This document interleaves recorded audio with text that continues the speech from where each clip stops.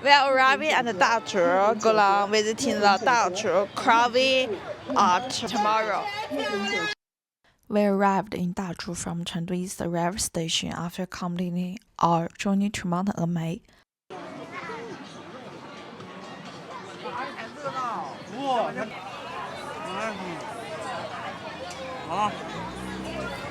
The pedestrian street was lively with the impending Spring Festival,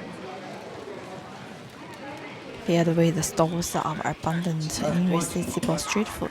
I will share those delicacies later. First, let me take you back 1,000 years to the late Tang and Song dynasties and to the extraordinary Buddhist cultural relics of the Dazu rock carvings. Tickets from the Northern Mountain, Beishan, and Baoding mountainsides can be purchased together. Scattered across the hills of the Dazu region are many national grottos quietly hiding in the landscape. Yet it is these two mountains that hold the most extensive and representative carvings, narratives of belief, devotion, and moral imagination etched into stone. We come to Beishan. First, after climbing a short flight of steps through the greenery, you enter a sheltered complex building along the cliff. At the entrance, a signboard explains how to access the official virtual audio guide for this scenic area. The guided tour is not inexpensive, but it's certainly worthwhile. Without a guide, it's necessary to study the historical dynasty background and the Buddhist iconography in advance, such as the 6 realms in the cycle of samsara.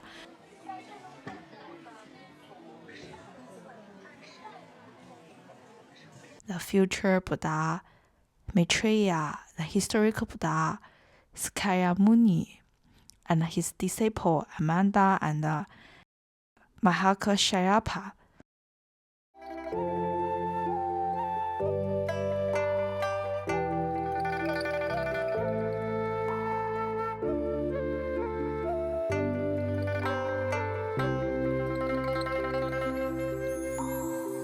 The Huayan Trinity.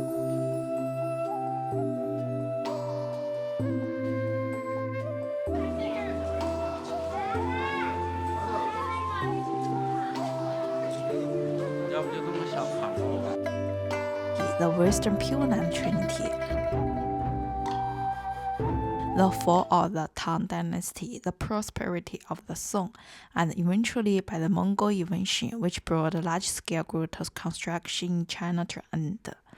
Only with adequate historical context, you can truly notice the intricate details carved into the rock face and begin to understand what they were meant to convey. The first prominent figure is Vishwavana, revered as a war deity during the volatile late Tang period. In an era marked by brutal conflict and fragmentation, the local governor commissioned this statue, praying for protection and victory in battle. Beside him stand his armored attendants. In many of these sculptural compositions, the central figure is surrounded by guardians, disciples, bodhisattva, and even donor portraits.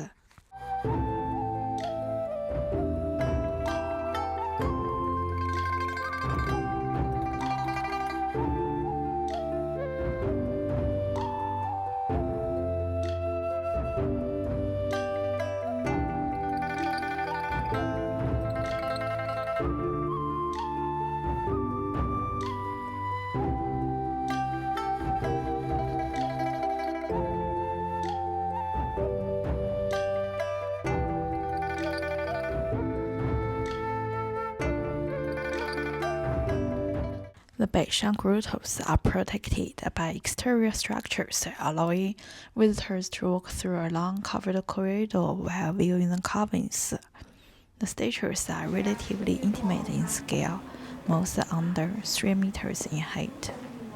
If you wish to see more monumental and awe-inspiring sculptures, you need to go to Baoding Mountain, where the carvings are grander, and the crowds are noticeably larger as well. Near the end of Beishan carvings, the traces of time become more visible. Weathering and human damage have leaving parts of the stone severely deteriorated. Even though much has been lost to time, what remains still feels pretty grand and a mixture of awe, also a puzzling feeling from the culture's alienation. We didn't follow the usual tourist route. After finishing Beishan and completing the facial recognition ticket entrance system, we took a taxi directly to Shengshou Temple, which is the closest access point to Baoding Mountain.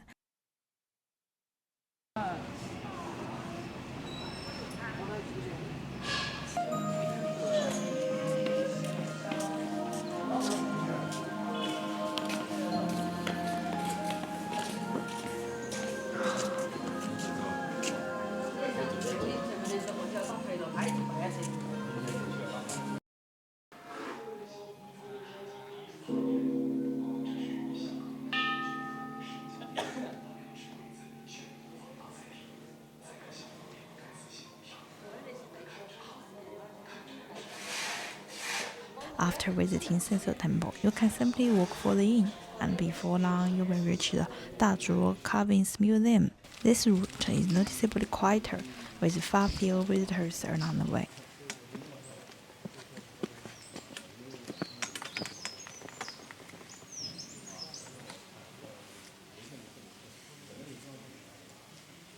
Instead of entering through the main visitor center, which is located quite a distance from the actual carvings, this path feels more direct and peaceful. 你看看，那边也往这边瞅，这边他又往那边瞅，他瞅的是什么呢？应该是对照的，对照的。他应该瞅的是这儿。好，保定山还多久？我们成功。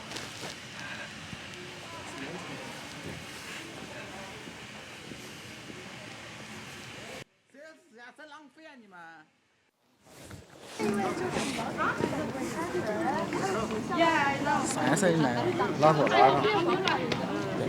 This perfect enlightenment cave. Here, exalted bodhisattvas are depicted listening to the Buddha's teachings. In Buddhist belief, a bodhisattva must pass through countless trials and accumulate merit over many lifetimes before attaining full Buddhahood. Yet some bodhisattvas chose to postpone their own enlightenment, willing to remain in the world until all beings are liberated.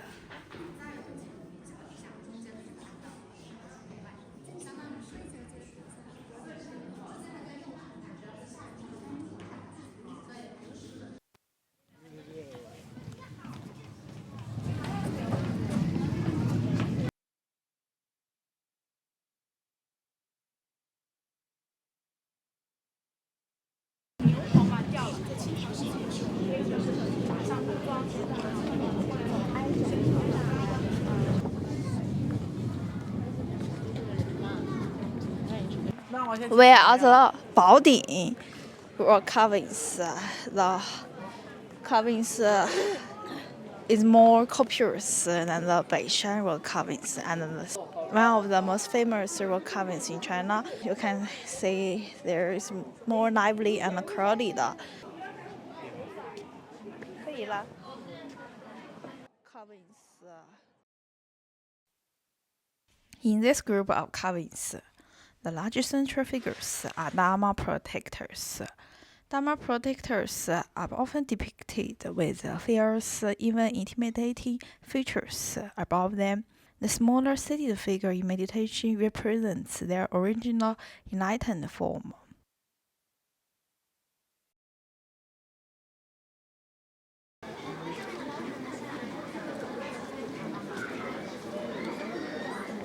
At Baoding Mountain, the most renowned and towering sculptures are the Huayan Trinity and the Dramatic Wheel. of the 6 realms, upheld by a figure symbolize impermanence. 你可以制造出来的呀，所以大字石头我们是磨牙造型的。很好。The second most famous site is the Southern Song Dynasty Southern Armed Guanyin houses inside a protective wooden structure.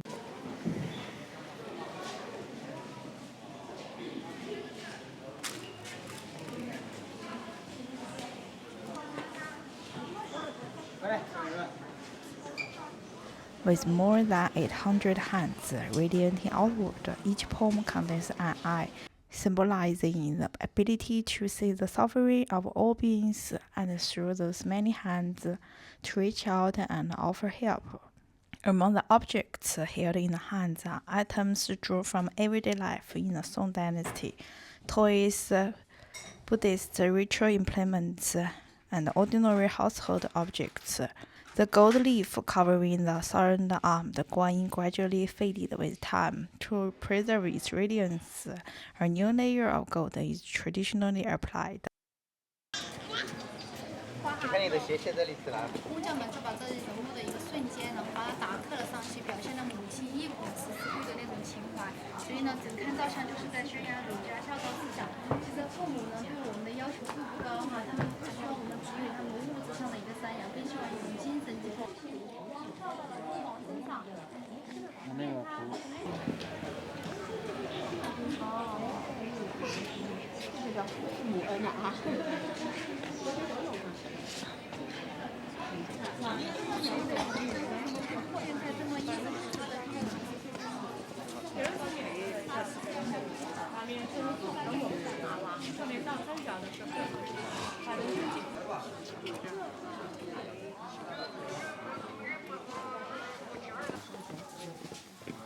The sculpture was left incomplete when the Mongol armies invaded and the city was devastated. In the centuries that followed, China no longer initiated major grotto building projects on the scale seen in the Beiwei, Tang, and Song dynasty.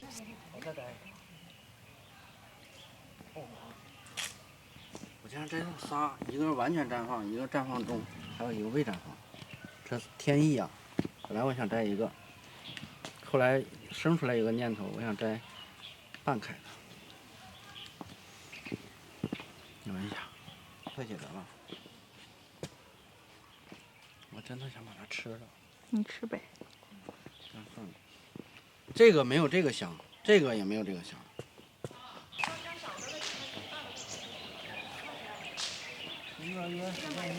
Inside this pavilion, there is a pair of large stone footprints dating back to the Song dynasty. It's said that the name Dazu literally means Bigfoot, originated from this very site.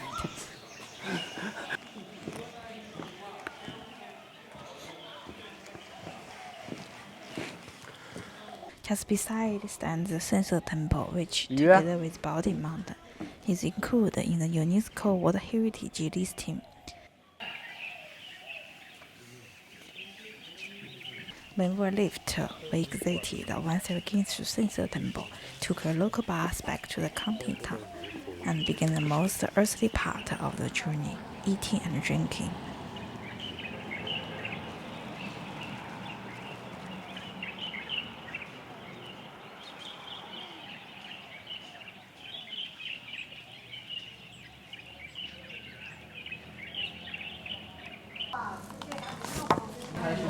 最讨厌吃这个和香菜汁。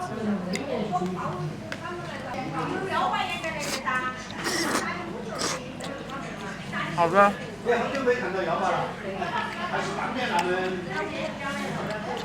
你穿这个。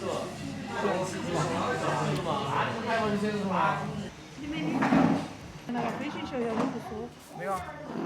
飞行学院还可以。 2个。中学班。我不要大家。只要我给你送你那一罐啊，碗里面放的那个葱还算你。我们杀完了之后2件。对。对了，电量啊，建奇。没电了就歇菜了啊。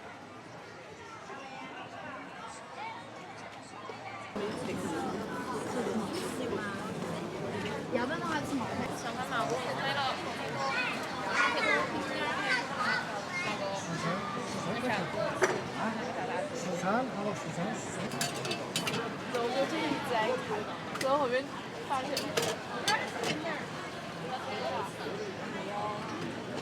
他吃那种啊，里脊。我跟我他是面的里脊。当时我以为别的地方他的团的，他的团都回来了。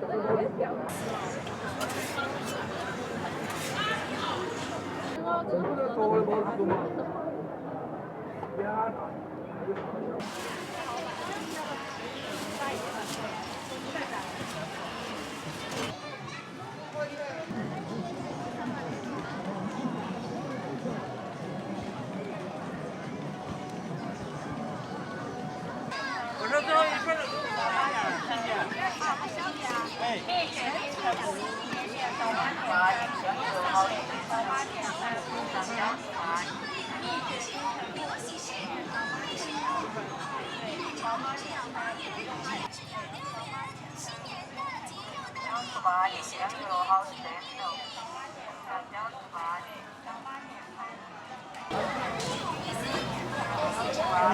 这一家是吗？这个好像真的。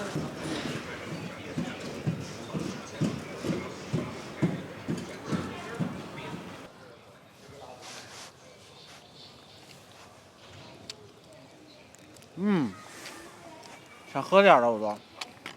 好吃。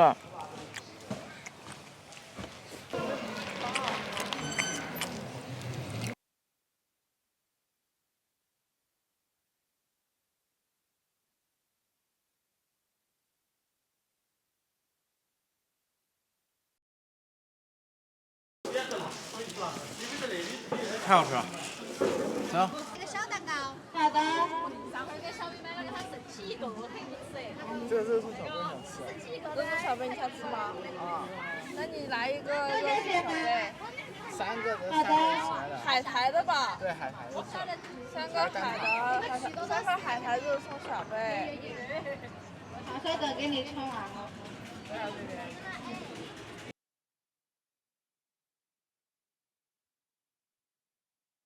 Early the next morning, we caught our bus from Dazu to Chongqing. For more on Chongqing, you can watch a previous video on my channel.